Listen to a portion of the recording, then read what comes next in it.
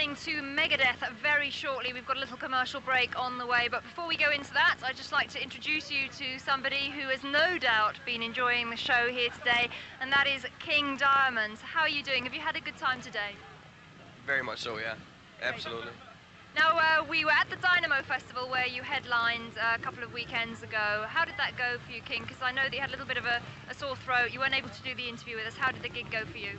I managed to get through it, but it was very much because of the audience, because they gave a lot of energy, you know, and all this stuff, and I needed to press so hard with the muscles and everything just to get the right notes out, and it was tough, but if there hadn't been so many and that crazy there, the audience, it would have been a hard time for me.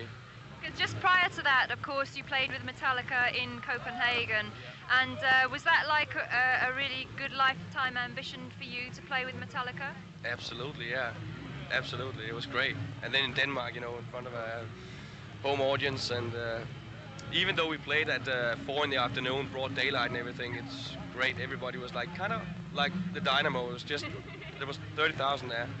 Do you find it at all ironic that a band like Metallica, one of many bands influenced by you, are now that much higher above you, and that you've come back kind of supporting them? Is that kind of ironic? How do you see it? Not really, you know. It's like, you know, they've been going at it all the time. Merciful Fate stopped at a certain point, you know, where we might have taken it further as well. We don't know that, and I don't even want to look back and say, oh, I'm so sorry, maybe we could have done that. You know, there's no regrets. We did what we did, and we couldn't go on because there was different opinions on the musical style between Hank Sherman and me.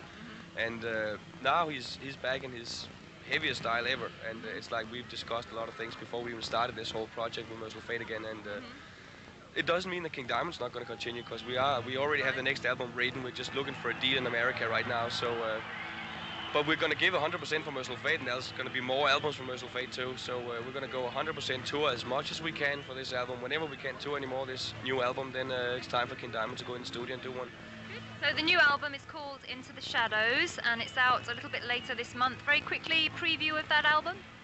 It's very genuine Merciful Fate, there's no doubt. When you hear it, you'll be taken back to almost 85 style-wise. The sound is definitely updated, much better production, all this, but it's Merciful Fate the whole way through, there's no doubt about it. And I think all the members have learned a lot from being away from the band and doing different things. They got way better skill now. I can hear that on the album. They play much better. So Hank has been involved in some AOR kind of poppier version, you know, of stuff, a band, and it's done him some good, obviously. So it's good. We feel really good about it now. And you're based in Los Angeles now, aren't you?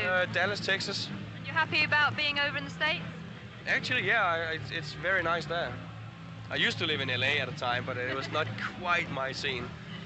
All right then, King Diamond, thank you very much for talking to us. I'm going to let you go off and enjoy the rest of the Metallica gig. You can hear it there in the background behind us. We're going to have another short break right now, and then after that we'll be back talking to Megadeth.